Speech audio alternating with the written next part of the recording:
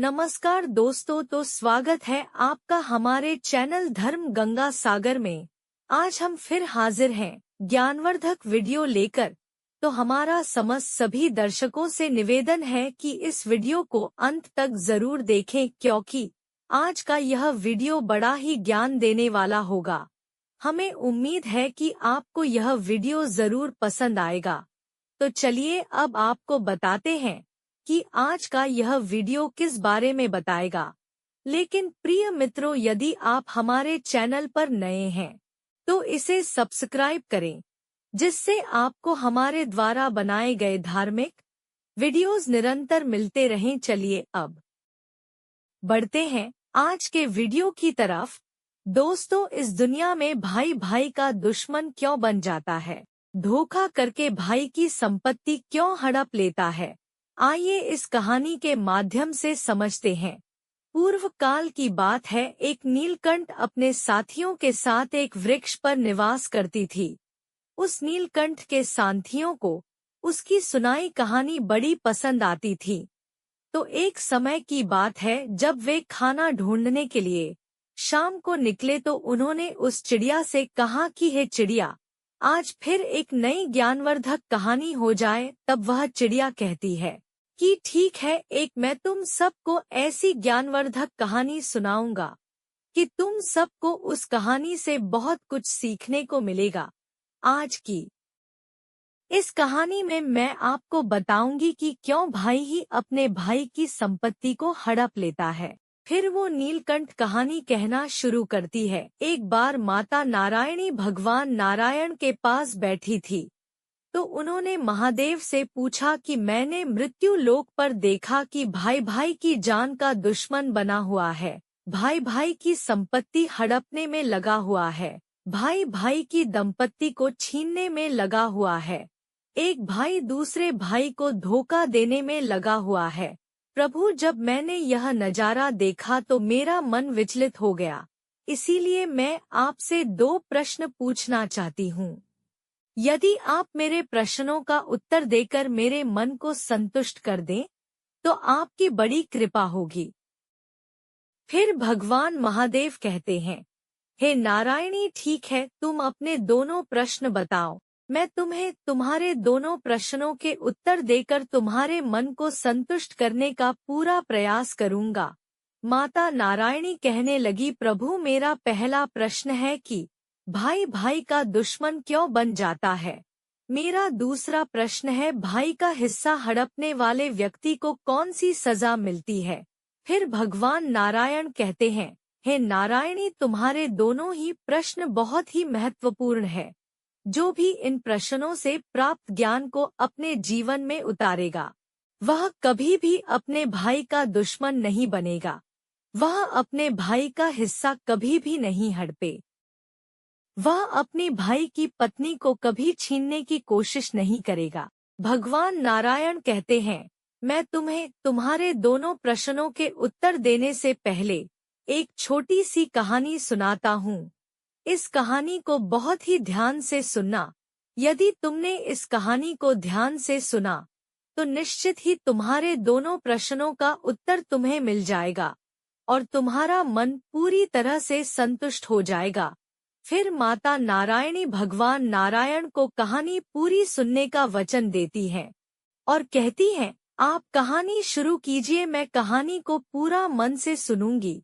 दोस्तों, तो कहानी शुरू करने से पहले मेरा आप सभी से अनुरोध है कि आप हमारी कहानी में खो जाएं। उससे पहले हमारे चैनल को सब्सक्राइब करके बेल आइकन अवश्य दबा लें, जिससे हमारी हर वीडियो का नोटिफिकेशन सबसे पहले आप तक पहुंच सके। चलिए कहानी शुरू करते हैं। फिर नीलकंठ बताती है, भगवान नारायण कहते हैं, हे पार्वती, एक नगर में महाराजा था। उसके महल में एक बहुत ही सुंदर बाग था। उस बाग में तरह तरह के फूलों के पौधे और अनेक प्रकार के मीठे फलों के पेड़ थे। इसके अलावा उस बाग में सबसे आश्चर्यजनक चीज थी एक सेब का पेड़, जिसमें स्वर्ण के सेब लगते थे। उस महाराजा ने उस पेड़ की देखभाल के लिए खास इंतजाम कर रखा था। जब इसके फल पकते थे तो चौकीदार रात दिन उस पेड़ का पहरा दिया करते थे ताकि कोई स्वर्ण का सेव चुरा ना सके।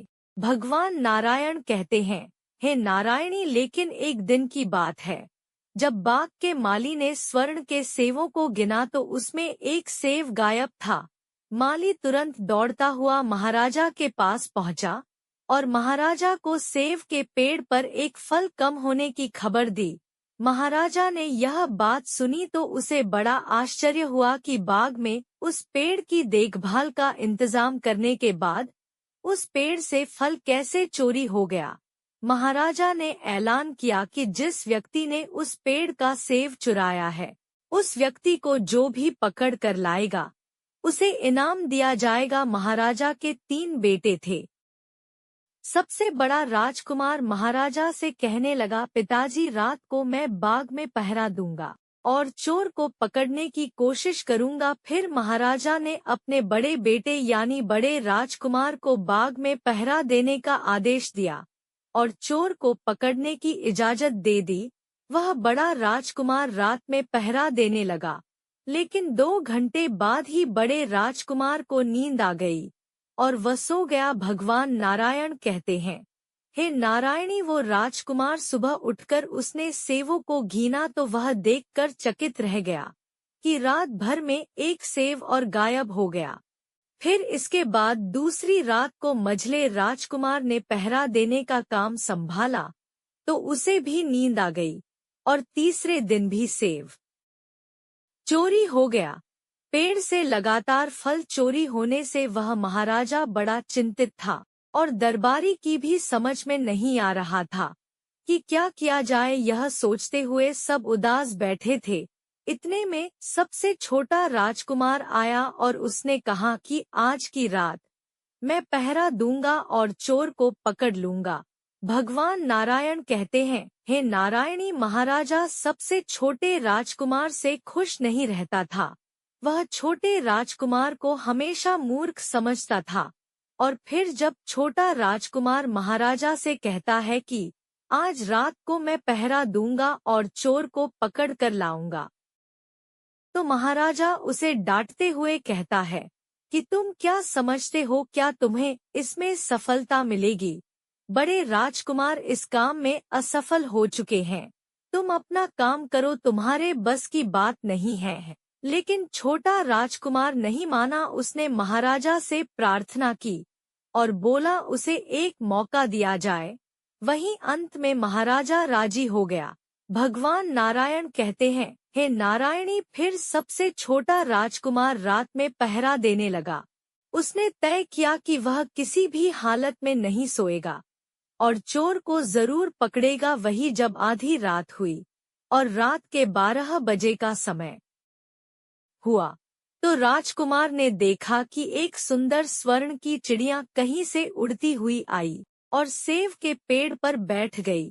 फिर उसने देखते देखते स्वर्ण का एक सेव तोड़कर अपनी चोंच में पकड़ लिया। छोटा राजकुमार जाग रहा था। राजकुमार ने फौरन निशाना साधा और तीर चला दिया, लेकिन तीर चिड़िया को नहीं लगा और वह पंख फड़फड़ा कर उड़ गई। राजकुमार का तीर उस चिड़िया के पंख पर लगा और एक स्वर्ण का पंख टूटकर जमीन पर आ गिरा।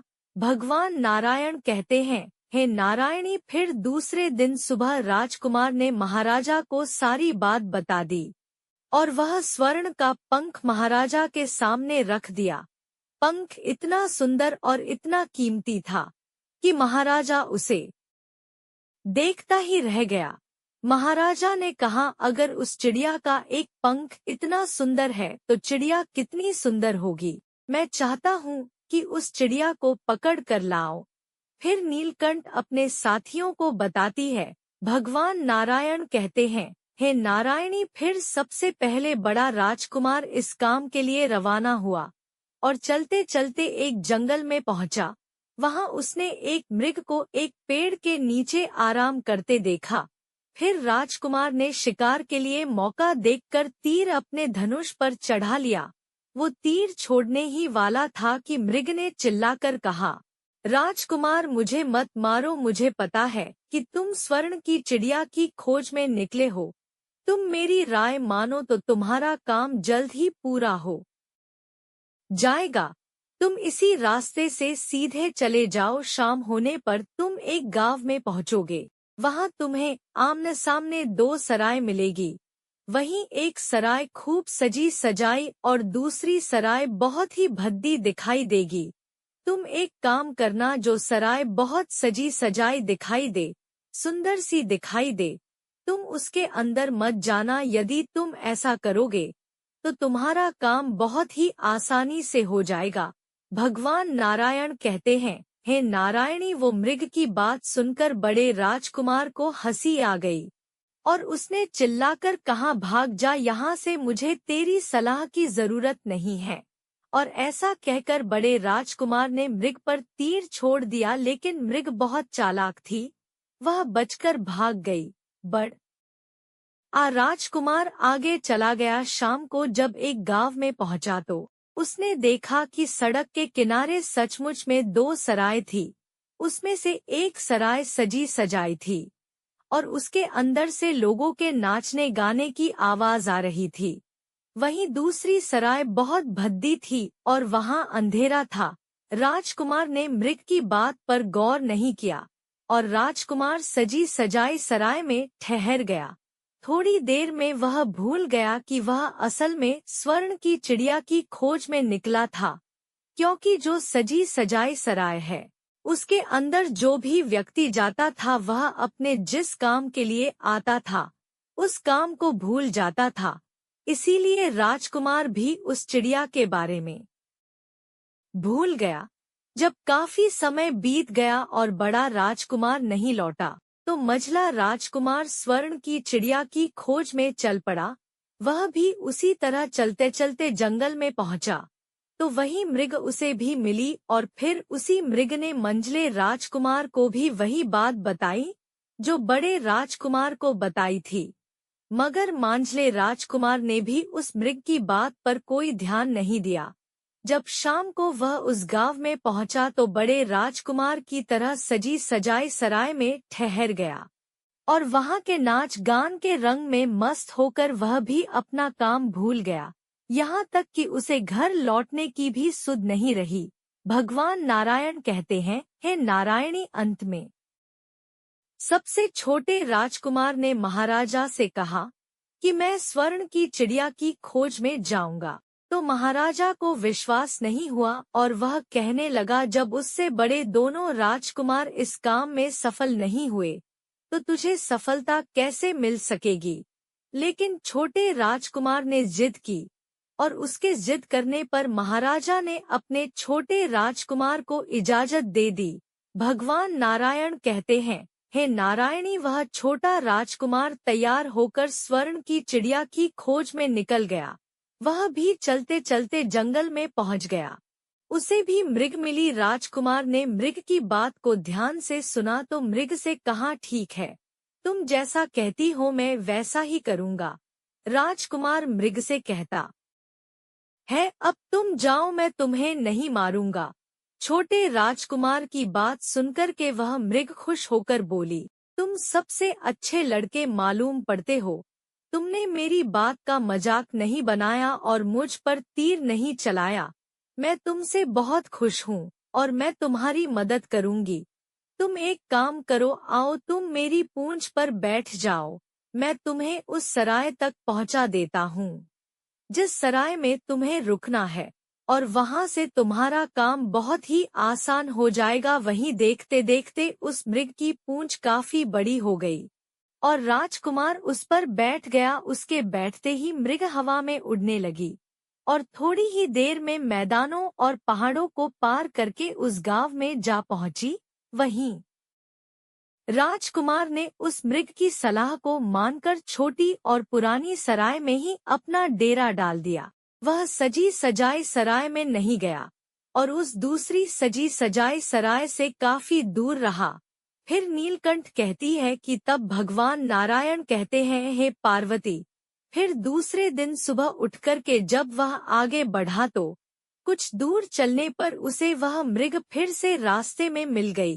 मृग ने उससे कहा, अब मैं तुम्हें बताती हूँ कि आगे तुम्हें क्या करना है। मृग ने कहा, तुम सीधे चलो, आगे चलने पर तुम्हें एक बहुत बड़ा किला मिलेगा जिस पर सिपाही पहरा देते होंगे। तुम सिपाहियों से डरना नहीं और सीधे अंदर चले जाना, क्योंकि उस समय वह सिपाही सो रहे होंगे, और तुम बेधड़क होकर किले में घुसते जाना और उनके कमरों को पार करते हुए उस जगह पर पहुंच जाना जहां लकड़ी के एक मामूली पिंजरे में स्वर्ण की चिड़िया बंद होगी, और वहां पर पहुंच करके तुम चिड़िया को पिंजरे सहित उठाकर किले से बाहर ले आना। लेकिन एक बात याद रखना, चिड़िया के पिंजरे के पास ही एक बहुत सुंदर सा स्वर्ण का पिंजरा भी तुम्हें दिखाई देगा। तुम भूलकर भी उस स्वर्ण की चिड़िया को उस वर्ण के पिंजरे में मत रखना। तुम उसमें रखने की कोशिश करोगे तो बाद में पछताओगे। और फिर ऐसा कहकर मृग ने राजकुमार को फिर से अपनी पूंछ पर बिठाया और थोड़ी ही देर में उस किले के पास पहुंचा दिया।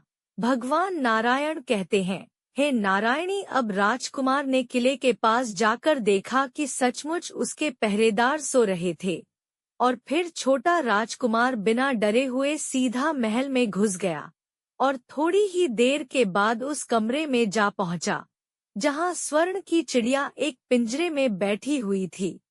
उस पिंजरे के पास ही स्वर्ण के 3 सेव पड़े हुए थे। फिर तो उन तीनों सेवों को देखकर राजकुमार ने फौरन पहचान लिया कि यह तीनों स्वर्ण के सेव उसके पिता के बाग के ही हैं। वहीं स्वर्ण की चिड़िया इतनी सुंदर थी कि राजकुमार उस चिड़िया को देखता ही रह गया, और वह उस चिड़िया को उठाकर लाने ही वाला था कि उसकी नजर पास ही पड़े एक सुंदर से पिंजरे पर पड़ गई। वह पिंजरा बहुत ही सुंदर था और उसमें तरह तरह के कीमती पत्थर जड़े हुए थे। और फिर उस सुंदर स्वर्ण के पिंजरे को देखकर छोटे राजकुमार के मन में लालच आ गया, और उसने स्वर्ण की चिड़िया के लिए वही पिंजरा ठीक समझा, और राजकुमार मृग की बात को भूल गया कि उसने स्वर्ण के पिंजरे को छूने के लिए मना किया था। मगर राजकुमार मृग की बात भूलकर और उसने स्वर्ण की चिड़िया को लकड़ी के पिंजरे से निकालकर उस स्वर्ण के पिंजरे में बंद कर दिया।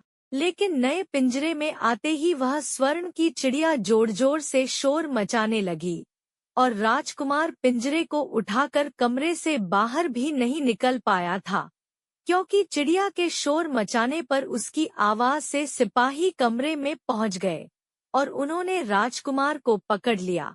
भगवान नारायण कहते हैं, हे नारायणी, फिर राजकुमार को अपनी भूल का पता चला। उसे याद आया कि मृग ने उसे क्या कहा था, लेकिन अब क्या हो सकता था। सिपाही उस छोटे राजकुमार को पकड़कर महाराजा के दरबार में ले गए। वहीं महाराजा के पूछने पर राजकुमार ने सारी बात महाराजा को बता दी। फिर राजकुमार की बात को सुनकर महाराजा ने कहा, तुम मेरे महल में चोरी करने के लिए घुसे थे। मैं तुमको माफ नहीं कर सकता, तुम्हें फांसी की सजा दी जाएगी, लेकिन मैं तुम्हें एक मौका दे सकता हूँ। अगर तुम मेरे लिए स्वर्ण का घोड़ा लाकर दो तो मैं तुम्हें न सिर्फ छोड़ दूंगा, बल्कि स्वर्ण की चिड़िया भी तुमको दे दूंगा। वहीं राजकुमार को अपनी जान बचाने के लिए महाराजा की शर्त माननी पड़ी, और वह स्वर्ण के घोड़े की तलाश में निकल पड़ा। वो किले के बाहर जाने पर छोटे राजकुमार ने देखा कि मृग उसका इंतजार कर रही है, और फिर उसने मृग को सारी बातें बताई तो मृग ने निराश होते हुए कहा कि मैं अब तुम्हारी कोई मदद नहीं करूंगी। तुमने मेरे कहने के अनुसार काम नहीं किया। मैंने जिस तरह से कहा था, अगर तुम उस तरह से काम करते तो मुसीबत में नहीं फंसते और स्वर्ण की चिड़िया भी तुम्हारे हाथ में होती। भगवान नारायण कहते हैं, हे नारायणी, वह राजकुमार बोला, मुझे माफ कर दो, मुझसे गलती हो गई। मेरा काम तुम्हारी सहायता के बिना नहीं चलेगा। मुझे महाराजा ने स्वर्ण का घोड़ा लाने के लिए कहा है, वरना वह मुझे फांसी पर चढ़ा देगा। वो राजकुमार की बात को सुनकर मृग ने कहा, खैर मैं तुम्हें माफ करती हूँ। अब तुम ऐसा करो, मेरी पूंछ पर बैठ जाओ। फिर मृग कहने लगी, चले चलो, कुछ दूर जाने पर तुम्हें एक दूसरा किला मिलेगा। इस किले की घुड़साल में तुम्हें स्वर्ण का घोड़ा बंधा हुआ मिलेगा। महल के नौकर चाकर सब सो रहे होंगे, तुम चुपचाप जाना और घोड़े को खोल लेना। लेकिन एक बात याद रखना, वहाँ घोड़े के पास में ही घोड़े पर कसने के लिए 2 जीन रखी होगी। उनमें से एक तो बहुत पुरानी चमड़े की जीड़ होगी और दूसरी स्वर्ण की जीर्ण होगी। तुम स्वर्ण की जीड़ को छूना भी मत और उस घोड़े पर पुरानी चमड़े की जीड़ को कसकर सवार हो जाना और उसे दौड़ आते हुए किले से बाहर चले आना। वहीं मृग की बात सुनकर छोटे राजकुमार ने वादा किया कि वह ठीक वैसा ही करेगा और फिर मृग ने उस छोटे राजकुमार को अपनी पूंछ पर बैठाया और कुछ ही देर में उस किले के पास पहुंचा दिया। वहीं किले के पास पहुंचते ही मृग ने राजकुमार को उतारा और फिर वहां से चली गई। राजकुमार सीधा फटाक से किले में घुस गया। अंदर जाकर उसने देखा कि वहां के सभी नौकर चाकर सोए हुए थे और फिर थोड़ी ही देर में वह किले की घुड़साल में पहुंच गया। राजकुमार ने पास जाकर देखा तो वह घोड़ा सचमुच स्वर्ण का था। ऐसा सुंदर घोड़ा उसने सपने में भी नहीं देखा था। राजकुमार ने आगे बढ़कर उस स्वर्ण के घोड़े को खोल लिया।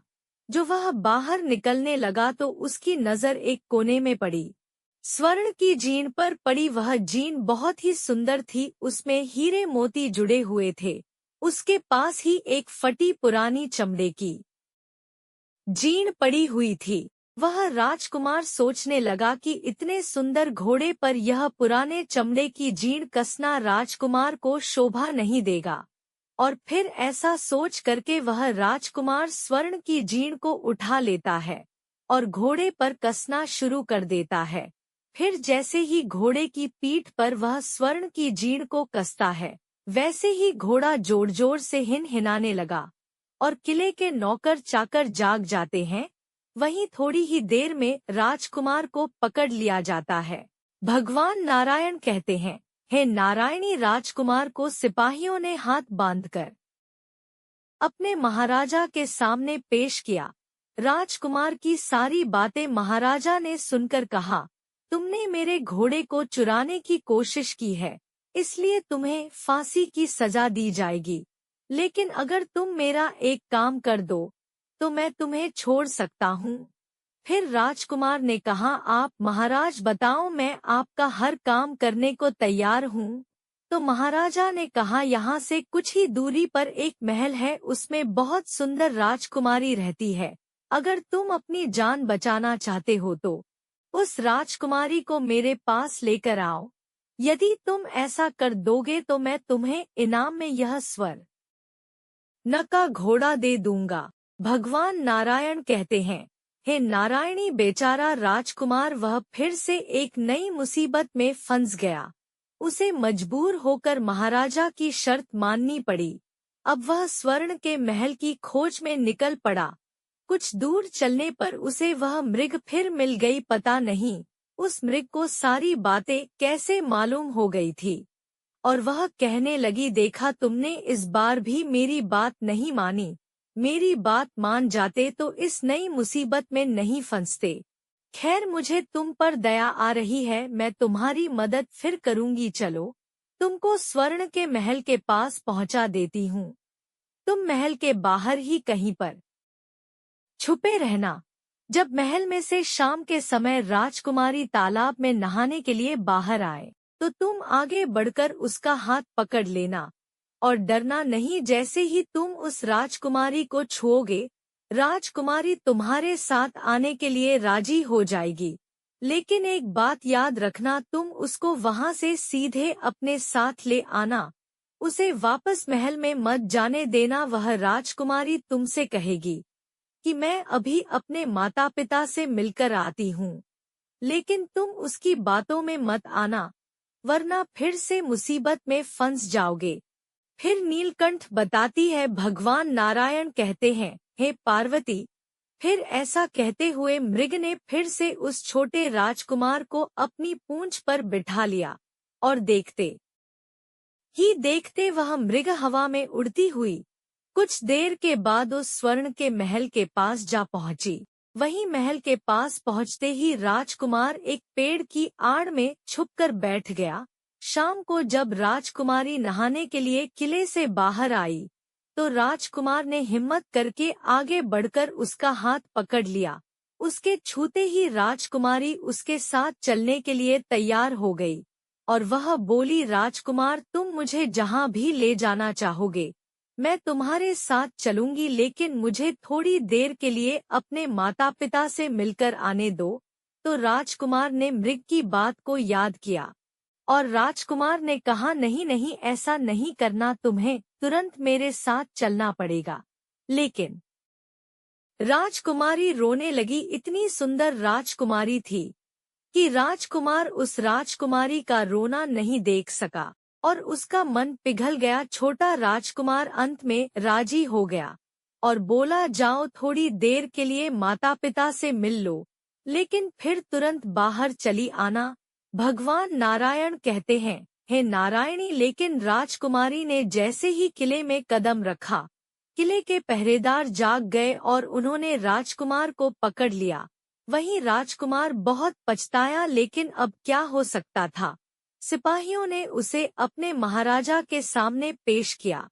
महाराजा बहुत निराश था। उसने उसी वक्त को आदेश दिया कि इस राजकुमार को फौरन फांसी पर चढ़ा दिया जाए।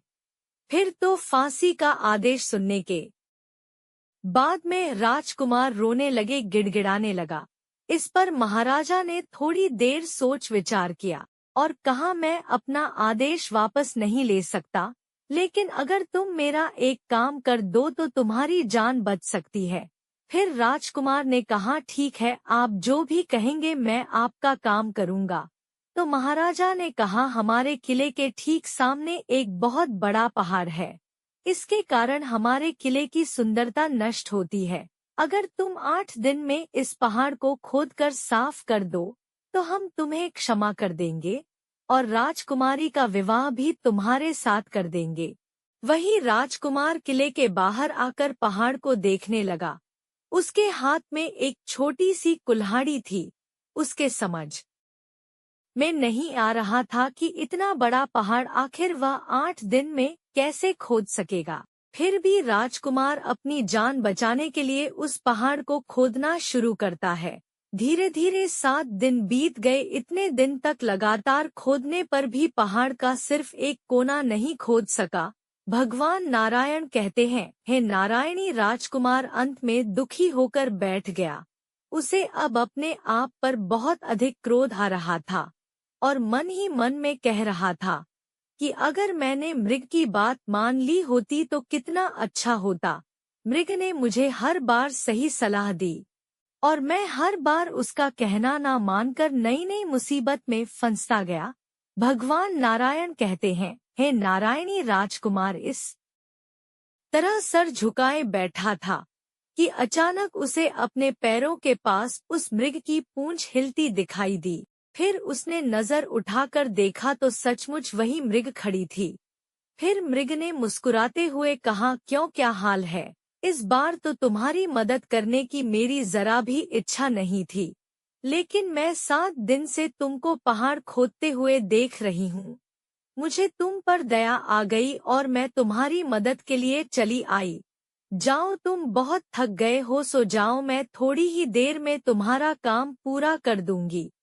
और फिर इस बार राजकुमार ने तय कर लिया था कि अब वह मृग जैसा कहेगी वैसा ही करेगा।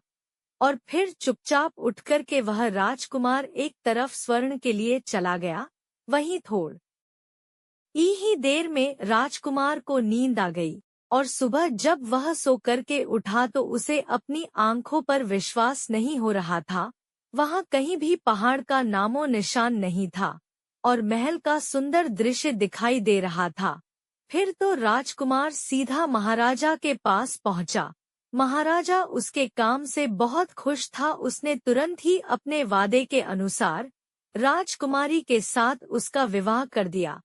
जब राजकुमार उस सुंदर राजकुमार, बधाई हो राजकुमार राजकुमारी के साथ तुम्हें देख करके मुझे बड़ी खुशी हो रही है, लेकिन अब तुम्हें स्वर्ण का घोड़ा और स्वर्ण की चिड़िया भी प्राप्त करनी चाहिए, क्योंकि वे दोनों चीज तुम्हारे ही लायक है और तुम उन्हें आसानी से प्राप्त कर सकते हो। तब नीलकंठ कहती है, भगवान नारायण कहते हैं, हे नारायणी। फिर राजकुमार बोला, लेकिन भला मुझे स्वर्ण का घोड़ा और स्वर्ण की चिड़िया कैसे मिल सकती है? मैं तो इस राजकुमारी को भी उस महाराजा के लिए लेकर जा रहा हूँ, जिसने राजकुमारी के बदले में मेरी जान बख्शी थी। फिर मृग कहने लगी, नहीं राजकुमार, तुम ऐसा काम कभी मत करना। इस राजकुमारी के साथ में तुम्हारा विवाह हुआ है, अब यह सिर्फ तुम्हारी है। अगर तुम मेरे कहने के अनुसार काम करो तो तुम्हें स्वर्ण का घोड़ा और स्वर्ण की चिड़िया भी मिल जाएगी। तुम सबसे पहले इस राजकुमारी को लेकर स्वर्ण के घोड़े वाले महाराजा के पास जाओ। महाराजा जब राजकुमारी को देखेगा तो खुश हो जाएगा और खुश होकर वह तुमको स्वर्ण का घोड़ा दे देगा। फिर तुम घोड़े पर सवार हो जाना और सवार होकर के सबसे विदा लेना। वहीं राजकुमारी से तुम बाद में विदा लेना, और जैसे ही तुम राजकुमारी के पास पहुँचो तो तुम हाथ पकड़कर उसे घोड़े के ऊपर खींच लेना और घोड़े को दौड़ आ देना, क्योंकि स्वर्ण का घोड़ा इतना तेज दौड़ता है कि दुनिया का तेज से तेज घोड़ा भी उसकी बराबरी नहीं कर सकता है। जाओ, तुम पहले इतना काम पूरा करो, इसके बाद आगे क्या करना है बाद का काम मैं बाद में बताऊंगी। जब तुम घोड़ा और राजकुमारी को लेकर आओगे तो तुम्हें वहां आगे मैं रास्ते में फिर मिलूंगी। भगवान नारायण कहते हैं, हे नारायणी। राजकुमार ने ठीक वैसा ही किया जैसा मृग ने उससे कहा था। जब स्वर्ण के घोड़े वाले महाराजा ने खुश होकर उसे इनाम में स्वर्ण का घोड़ा दिया तो राजकुमार उस पर सवार हो गया और सबसे विदा लेने लगा। अंत में वह राजकुमार राजकुमारी को उठाकर घोड़े पर बैठाकर घोड़े को तेजी से उड़ाता हुआ किले से बहुत दूर निकल गया। वहीं रास्ते में एक पेड़ के नीचे मृग उसका इंतजार कर रही थी और उसे देखकर मृग बोली, शाबाश, अब तुम स्वर्ण की चिड़िया भी प्राप्त कर लो। जब तुम स्वर्ण की चिड़िया वाले महाराजा के पास पहुँचोगे तो वह इस घोड़े को देख करके बहुत ही खुश होगा। तो तुम उससे कहना कि पहले स्वर्ण की चिड़िया का पिंजरा मेरे हाथ में दे दो, तब मैं यह घोड़ा तुमको दूंगा। फिर जैसे ही महाराजा जब वह पिंजरा तुम्हारे पास लाए तो तुम पिंजरा उसके हाथ से छीन लेना और घोड़े को दौड़ा देना। बस ऐसे चिड़िया तुमको मिल जाएगी और कोई तुम्हें पकड़ भी नहीं सकेगा। भगवान नारायण कहते हैं, हे नारायणी। इस बार भी राजकुमार ने ठीक वैसा ही किया जैसा मृग ने बताया था और वह राजकुमारी के साथ ही घोड़े पर बैठा रहा। और जब महाराजा ने उसके हाथ में स्वर्ण की चिड़िया का पिंजरा दिया तो उसने तुरंत घोड़े को वहां से भगा दिया। स्वर्ण का घोड़ा हवा से बातें करने लगा। वहीं कुछ दूर चलने पर मृग फिर उसे मिल गई। राजकुमार ने उससे कहा, तुमने मेरी बहुत बड़ी मदद की है। तुम्हारी वजह से मुझे न सिर्फ स्वर्ण की चिड़िया मिली बल्कि स्वर्ण का घोड़ा और इतनी सुंदर राजकुमारी भी मिल गई। बताओ मैं तुम्हें क्या इनाम दूं? मैं तुमको कुछ ना कुछ देना चाहता हूँ। फिर राजकुमार की बात को सुनकर वह मृग कहने लगी, अगर तुम खुश हो तो मेरा एक काम कर दो, तुम मुझ पर एक तीर चला करके मुझे मार दो। इस समय तुम यही सबसे बड़ा काम मेरे लिए कर सकते हो। फिर मृग की बात सुनकर राजकुमार कहने लगा, भला ऐसा कैसे हो सकता है?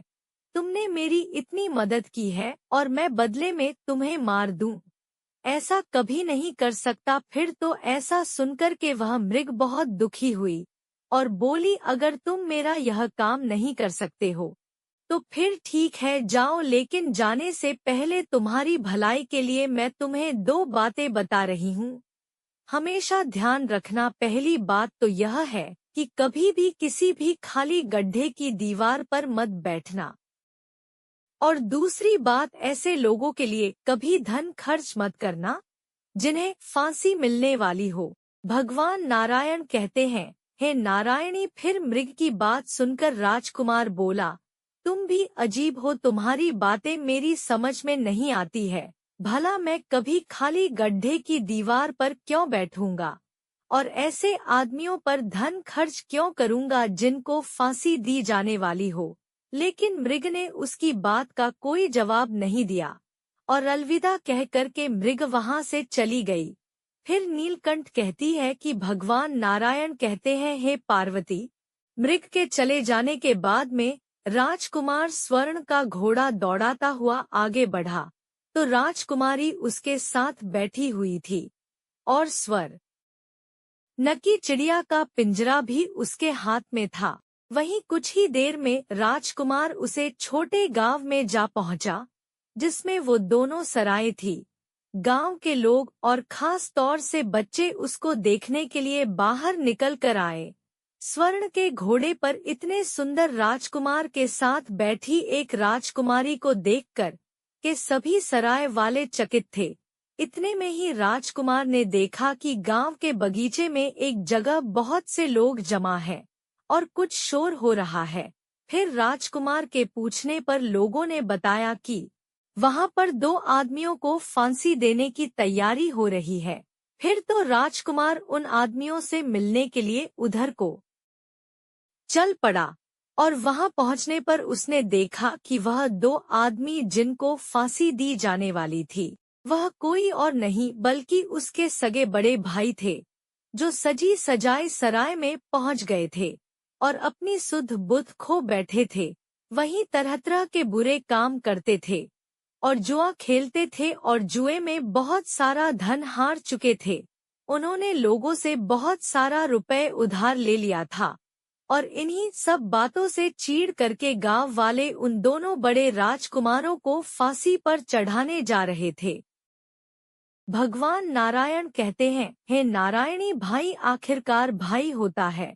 छोटा राजकुमार ऐसा कैसे होने देता। उसने अपने बड़े भाइयों को बचाने के लिए वहां के लोगों से कहा, मुझसे रुपया ले लो और तुम इन लोगों को छोड़ दो। और फिर उसके बहुत विनती करने पर वहां के लोग राजी हो गए और उन्होंने उन दोनों आदमियों को रिहा कर दिया। वहीं राजकुमार अपने भाइयों को छुड़ाकर अपने महल की तरफ चल दिया। आगे कुछ दूर चलने पर जंगल में एक कुआं दिखाई दिया। फिर राजकुमार कुछ सोचकर राजकुमारी से कहता है, हम कुछ देर के लिए इस खाली गड्ढे के पास आराम करते हैं और यहाँ पर ठंडा पानी पीने के बाद हम यहाँ से आगे के लिए प्रस्थान करेंगे। राजकुमार की बात सुनकर राजकुमारी मान गई।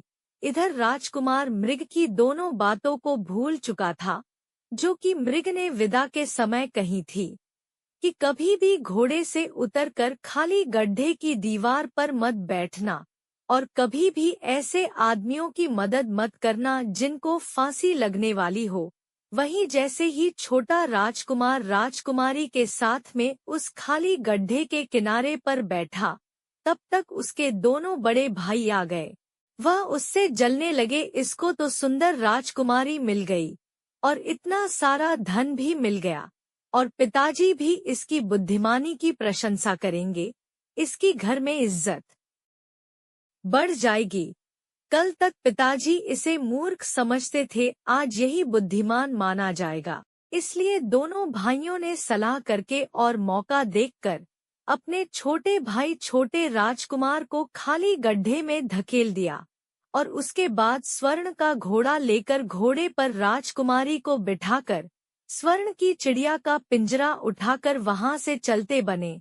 और फिर इस प्रकार धन और राजकुमारी के लालच में बड़े दोनों भाइयों ने छोटे भाई को मौत के मुंह में धकेल दिया। फिर कुछ ही देर में दोनों बड़े राजकुमार अपने राज्य में लौट आए। घर लौटकर महाराजा से कहा, हम स्वर्ण की चिड़िया को पकड़ कर लाए हैं। इसी चिड़िया ने हमारे बाग से स्वर्ण के सेब चुराए थे। हम यह स्वर्ण का घोड़ा और यह राजकुमारी लाए हैं। यह सब देखकर महाराजा बहुत खुश हुआ। सारे राज्य में वहाँ के लोग खुशियाँ मनाने लगे। वहीं राजकुमारी खुश नहीं थी, वह रो रही थी। उसने खाना पीना भी छोड़ दिया। वहीं घोड़े ने भी खाना बंद कर दिया और चिड़िया ने भी दाना पानी बंद कर दिया। महाराजा ने बहुत कोशिश की, लेकिन ना तो राजकुमारी खुश हुई और ना ही स्वर्ण के घोड़े और ना ही स्वर्ण की चिड़ियों ने दाना खाना शुरू किया। भगवान नारायण कहते हैं, हे नारायणी, उधर वह छोटा राजकुमार खाली गड्ढे में गिर गया था, लेकिन वह मरा नहीं था। कुआं बहुत गहरा था, लेकिन उसमें पानी बहुत कम था।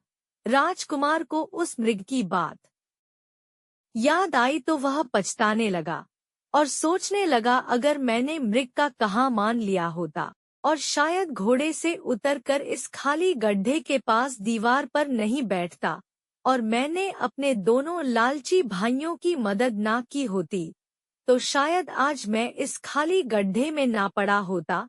भगवान नारायण कहते हैं, हे नारायणी, उस राजकुमार ने जैसे ही मृग को पुनः याद किया, मृग कुएं के पास आ पहुंची और बोली, देखा राजकुमार, मैंने पहले ही तुम्हें समझाया था कि किसी खाली गड्ढे की दीवार पर मत बैठना और ऐसे आदमियों की मदद मत करना जिन्हें फांसी दी जाने वाली हो, लेकिन तुम नहीं माने।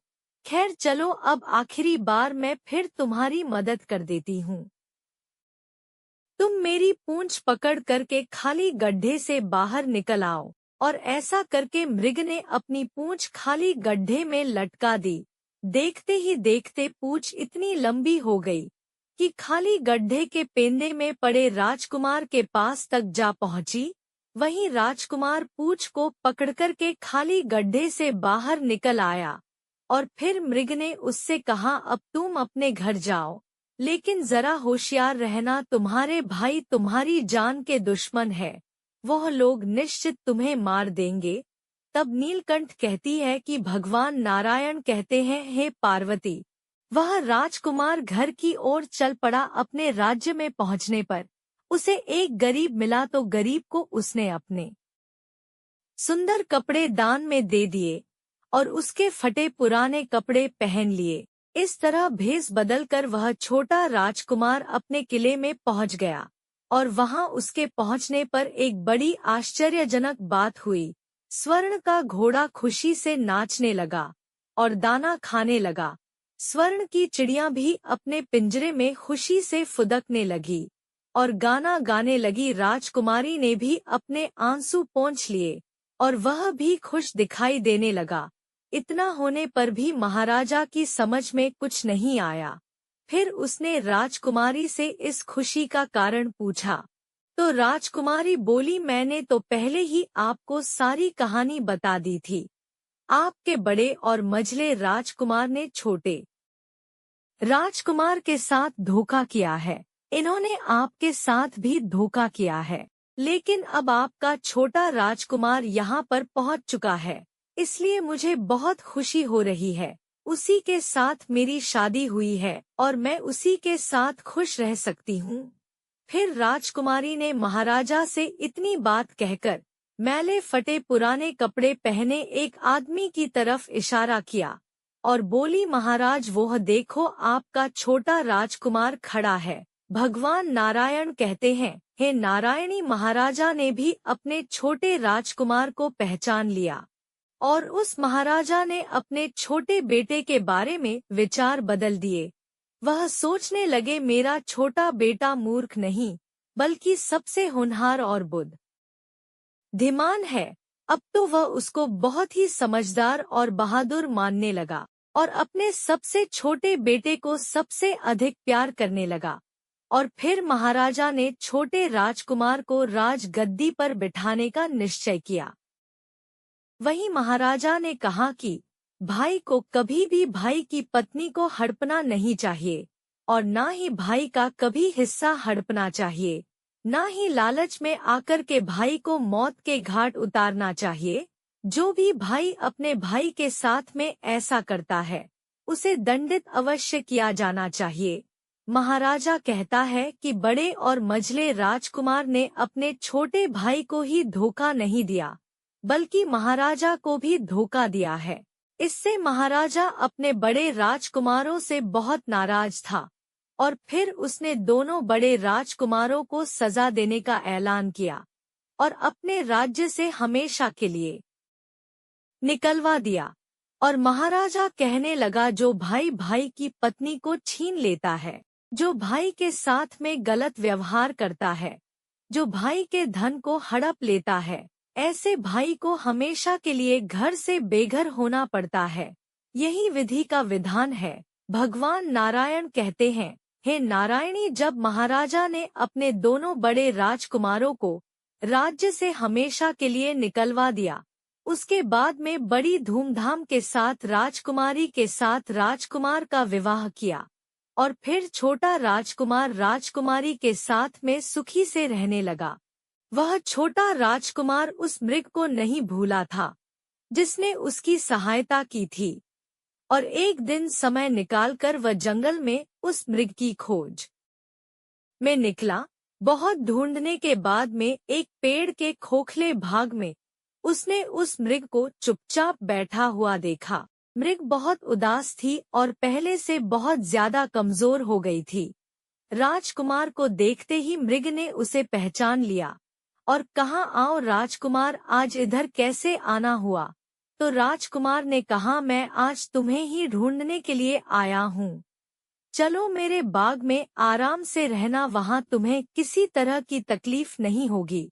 यहाँ तो जंगल में तुम्हें खाने पीने की तकलीफ होती होगी और जंगली जानवरों और शिकारी का डर हमेशा बना रहता होगा।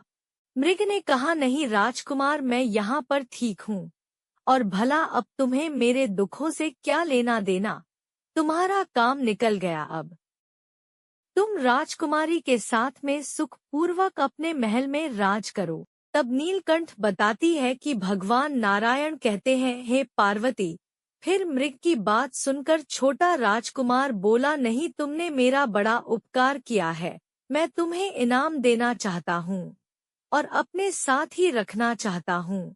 राजकुमारी भी बहुत खुश होगी, वह भी तुमसे मिलना चाहती है। तो मृग ने कहा, अगर तुम सचमुच मुझे इनाम देना चाहते हो तो मेरा एक काम कर दो। मैंने तुमसे पहले भी कहा था कि तुम तीर चलाकर मुझे मार दो, इसी से मेरा लाभ होगा। असल में मैं तुम्हें अपनी कहानी सुनाती हूँ। एक जादूगर ने मुझ पर जादू कर रखा है। मैं मृग नहीं हूँ। मुझे उसके जादू के प्रभाव से मृग के रूप में रहना पड़ रहा है। मैं तो इस देश का राजकुमार हूँ, जहाँ की राजकुमारी से तुम्हारा विवाह हुआ है। असल में वह राजकुमारी मेरी छोटी बहन है, जिसके साथ में तुम्हारी शादी हुई है। अगर तुम तीर चलाकर मुझे मार दोगे तो मैं इस जादू के प्रभाव से मुक्त हो जाऊंगा और फिर से राजकुमार बनकर अपने देश लौट सकूंगा। वहीं छोटा राजकुमार इस बात को सुनकर एकदम से आश्चर्य में पड़ गया और फिर उसने फौरन अपने धनुष पर तीर चढ़ाया और मृग के ऊपर छोड़ दिया। तीर लगते ही वह मृग मर गई और उसमें से एक सुंदर सा राजकुमार निकल आया। फिर दोनों राजकुमार आपस में गले मिले और इसके बाद दोनों राजकुमार वापस महल में लौट आए। वहीं राजकुमारी अपने भाई से मिलकर बहुत ही खुश हुई। फिर नीलकंठ बताती है, अंत में भगवान नारायण कहते हैं, हे नारायणी, तुम्हारा पहला प्रश्न था कि भाई भाई का दुश्मन क्यों हो जाता है, तो समझ लो धन के लोभ में आकर व्यक्ति भाई जैसे पवित्र रिश्ते को भूल जाता है और धनवान होने के चक्कर में भाई भाई की हत्या कर देता है। मगर राजकुमार की भाइयों की तरह जो भाई ऐसा करता है, एक दिन उसका सर्वनाश हो जाता है। भगवान नारायण कहते हैं, हे नारायणी, तुम्हारा दूसरा प्रश्न था, भाई का हिस्सा हड़पने वाले व्यक्ति को कौन सी सजा मिलती है, तो समझ लो भाई का हिस्सा या उसकी पत्नी या उसका धन हड़पने वाले को व्यक्ति को घर से बेघर होना पड़ता है। जिस प्रकार राजकुमार के दोनों भाइयों को महाराजा ने राज्य से हमेशा के लिए निकाल दिया और वह घर से बेघर हो गए, इसलिए भाई जैसे पवित्र रिश्ते को कभी कलंकित नहीं करना चाहिए। भाई भाई के बीच में जहाँ प्रेम रहता है वह घर स्वर्ग के समान होता है। फिर तो माता नारायणी कहने लगी, प्रभु आज की कहानी सुनकर के मेरा मन प्रफुल्लित हो गया। वास्तव में एक भाई को हमेशा दूसरे भाई की मदद करनी चाहिए, ना कि उसको बर्बाद करना चाहिए। तो दोस्तों, ये थी आज की धार्मिक कथा एवं ज्ञानवर्धक बातें। ऐसी ही रोचक और महत्वपूर्ण कहानियों के लिए सब्सक्राइब करें हमारा चैनल धर्म गंगा सागर। और यदि आपको आज का यह वीडियो पसंद आया हो तो कमेंट करके बताएं। वीडियो को लाइक करें, शेयर करें। मिलते हैं आपसे अगले धार्मिक वीडियो में, तब तक के लिए धन्यवाद।